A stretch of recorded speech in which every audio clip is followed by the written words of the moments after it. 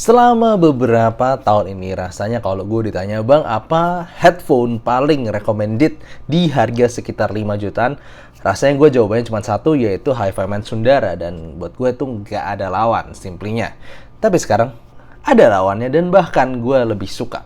Jadi halo dan selamat datang di Aftersun Review, dan ini adalah review gue untuk Aune, gue ucap Aune aja ya. Aune AR5000, di mana harganya juga sekitar 4,5 jutaan dan menggunakan dynamic driver.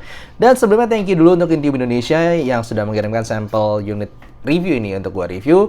Dan seperti biasa, gua akan breakdown aja mulai dari build fit, frequency response, suara, dan juga perbandingannya. Dan yes, gua akan jelaskan kenapa ini adalah favorit headphone 5 jutaan gua yang sekarang. Nah, untuk teman-teman yang belum tahu apa itu Intime Indonesia, ini adalah distributor resmi untuk Aune AR5000 ini beserta beberapa brand lainnya seperti Vio, iBasso, Hi-Fi Man, SL Antken, dan beberapa brand lainnya. Dan kalau kalian tertarik, gua kasih linknya di deskripsi di bawah untuk ke Tokopedia-nya. Tentunya mereka bergaransi resmi dan juga ada Instagramnya kalau kalian mau update apa saja barang-barang terbaru yang dibawa Intime Indonesia secara resmi ke sini. Gua kasih lihat aja di description-nya.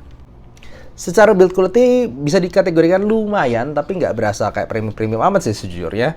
Karena dia pakai penggunaan bahan metal dan juga plastik. Jadi di sini ada bahan metal di atasnya headband-nya. Jadi nggak usah takut ini nggak gampang patah.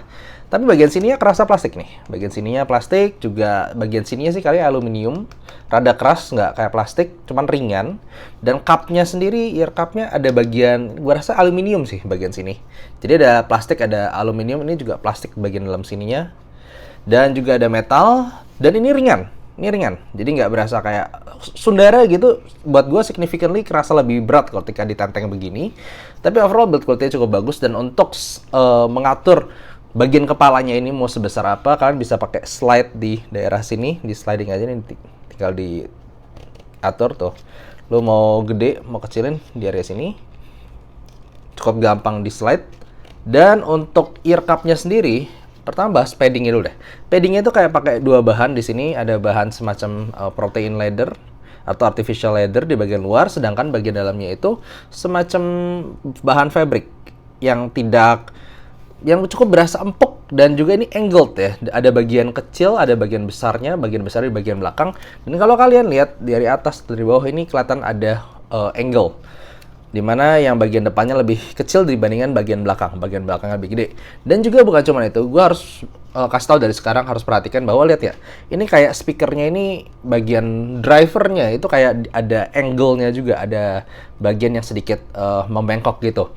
Dan ketika diputar, ini bisa diputar masalahnya si paddingnya ini.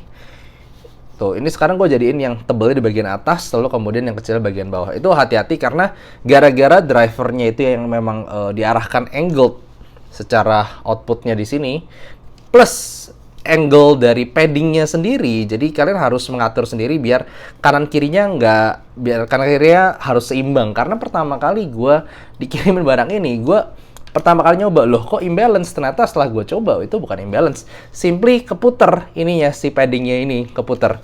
Jadi harus disamakan dulu, nanti akan gue jelaskan lagi. Nah, untuk konektornya dia pakai seperti ini, TRS single ended sekitar 3,5 mm, dan juga untuk jacknya 3,5, tapi kalian juga dapetin converter tuh 6,3. Nah, untuk kenyamanannya yang gue bilang tadi, pertama kali gue nyoba ini kok imbalance, padahal bukan imbalance, cuman simply gara-gara keputar. Jadi gue saranin, mungkin kalau kalian mengatur earpad-nya ini, kalian atur aja, lihat dari kayak garis-garisnya di sini. Ini kan ada garis, nah disamain aja, disamain ini kan beberapa daerah nih. Itu mau diputer segimana putarannya, misalnya yang ini mau lebih putar lagi, ya tinggal putar aja tuh. Tuh bisa dikatasin atau di kebawahnya, intinya begitu. Tapi kalau gue kebetulan cocoknya yang segini ya, gue pakai batas inilah, titik ini disamain sama yang garisnya ini. Nah, itu buat gue paling cocok, cuman ya nggak tau lah kalau kalian gimana, karena ini beda kuping, beda juga pengaturannya. Nah, ini udah. Nah, kalau dipakai gue seginilah ukurannya. Ini udah enak karena dia clamping force-nya tidak berasa nekan-nekan banget, dan juga secara distribusi berat di kepala gue itu juga nggak berasa ketekan gimana-gimana. Padding atasnya cukup soft, Dan yes, gue bisa pakai ini lama-lama tanpa protes sama sekali. Dan ini berasa open banget, yes, dia headphone open back juga. Jadi gue nggak merasa ini pengap kalau misalnya dipakai dalam penggunaan waktu yang lama. Tapi tentunya karena dia bagian dalamnya ini juga menggunakan bahan seperti fabric dan luarnya ini protein leather. Jadi gue sarankan kalian menggunakan di tempat yang ber-AC. Kalau nggak, ini cenderung gampang nyerap keringat. Nah, salah satu yang menarik dari si Audino AR5000 ini adalah dia cukup mudah di drive, di mana secara spesifikasi untuk sensitivitas di 108 decibel ditambah dengan untuk impedance cuma 28 ohm. Jadi yes, dibandingkan kayak headphone Sundara ataupun Sennheiser, sebutlah HD600 atau HD650 di harga 6 juta itu 300 ohm, ini jauh lebih gampang di drive, tapi ya tentunya masih mendapatkan benefit kalau menggunakan amp yang cukup bagus. Kalau menggunakan frequency response and measurement, bisa dilihat dari websitenya sendiri, Audino AR5000 ini bisa dikategorikan sebagai netral. Dan yes, measurementnya ini juga dibandingkan dengan seperti website Audio Sense Review dan juga beberapa website lainnya, di mana itu cukup cukup sama, cukup similar. Jadi ya bisa dibilang headphone ini memang suaranya bisa dikategorikan sebagai netral, di mana secara bass memang ada sedikit turun di area sub bass, tapi bassnya itu rata dan sedikit lift di area ear gain mid range 3 kHz. Sementara sisanya treble-nya juga cukup merata menyesuaikan dengan neutral line. Jadi yes, kategori headphone ini bisa dibilang netral, dan yang gue suka adalah dia bening banget dan juga nggak kehilangan emosi dinamika suaranya walaupun dengan suaranya yang netral itu. Mulai dari bassnya, ini jelas bukan buat bass head. Ini bass yang tipe quick, tight, dan juga masih ada berasa punch-nya. Cuman kayak, apa ya, kalau misalnya digambarkan tuh bukan jeduk, tapi kayak dik, dik, dik, dik. Selalu adaan, lumayan bisa rada dalam, nggak sampai dalam banget, sub bass ujungnya roll top soalnya. Tapi itu lu bakal selalu ada. Bukan headphone yang berasa kering-kering banget tanpa bass, nggak. Tapi jujur, waktu gue cobain pertama kali di PAPI 2023 kemarin, karena tempatnya rame, gue nggak dapet bassnya. Nah, sekarang gue di rumah, gue dengerin dalam kondisi sepi, ini bassnya dapet, very well controlled, and tetap bisa diajak fun. Apalagi kalau misalnya dikasih lagu EDM, dia lumayan jedukannya berasa. Tapi sekali lagi, jelas bukan buat bass set. Ini bass yang gue kategorikan sebagai bass netral, well controlled, very very tight. Nah, untuk mid range-nya gue simply bisa dikatakan sebagai akurat, netral, natural. Ini gue suka banget mid range-nya. Dia mau dikasih lagu apapun, gue ngerasa well balanced. Energinya berasa, mau dikasih suara vokal cewek, vokal cowok, itu bobotnya oke.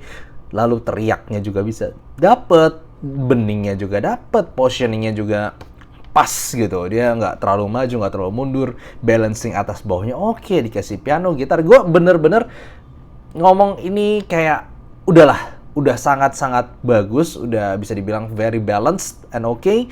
To the point, gue nggak ada sedikit pun yang bisa gue kritik dari mid range-nya ini. Apalagi di harganya segini, ini amazing mid range.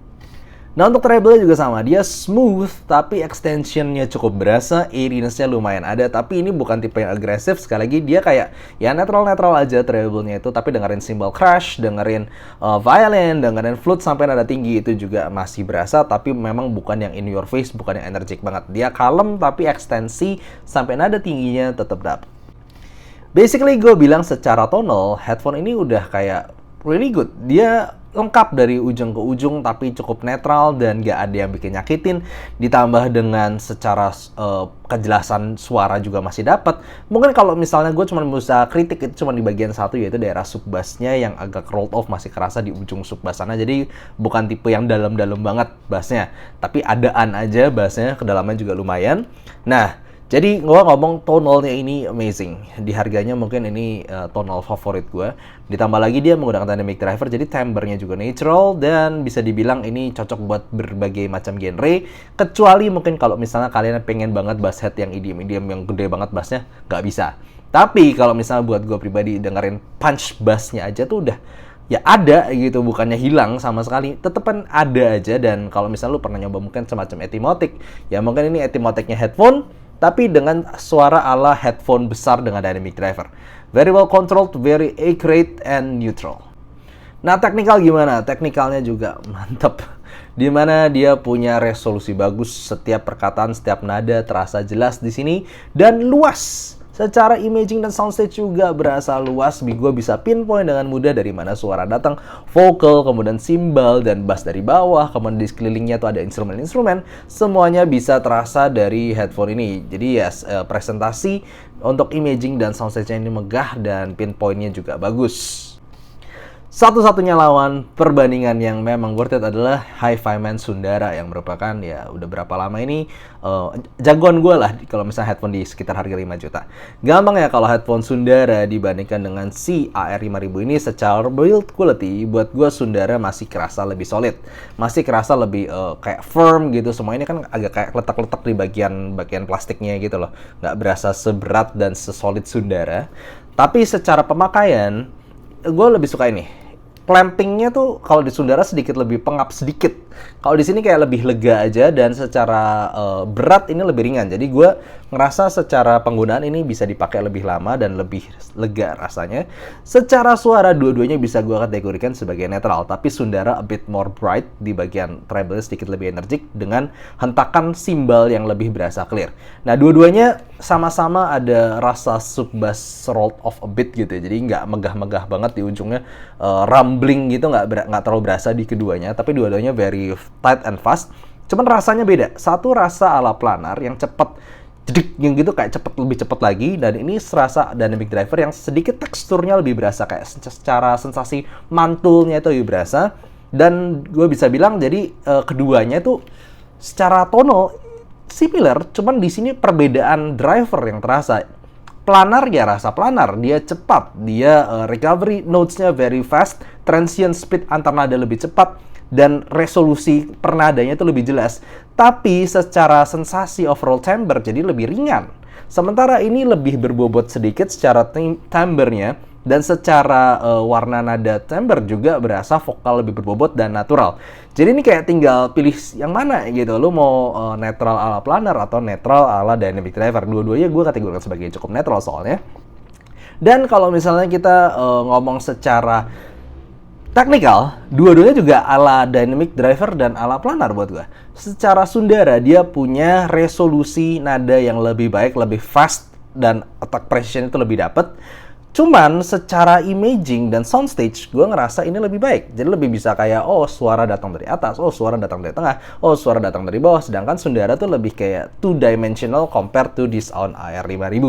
Jadi overall in the end Aune AR5000 ini apakah menggantikan Sundara? Jawabannya sebenarnya adalah tidak. Karena secara sensasi planar yang cepat, transientnya, resolusinya, juga tightness-nya itu tetap berasa Sundara lebih baik secara sensasi planarnya. Tapi kalau misalnya gue kan orang yang lebih suka suara yang natural ditambah dengan imaging-nya bagus, gue lebih suka si Aune AR5000 ini. Dan yes, this is the more natural version, dan buat gue sekarang lebih gampang direkomendasikan, apalagi dia lebih gampang di drive juga. Jadi gitu aja, thank you for watching. This is my current favorite or my most recommended headphone sekitar harga 4-5 jutaan, dimana harganya 4,5 juta. Jadi yes, kalau misalnya kalian tertarik untuk membeli sendiri Aune AR5000 ini, gue kasih link di description di bawah untuk kalian membeli sendiri, tentunya di toko yang bergaransi resmi yaitu Intium. Jadi gitu aja, thank you for watching and see you next time. Bye-bye.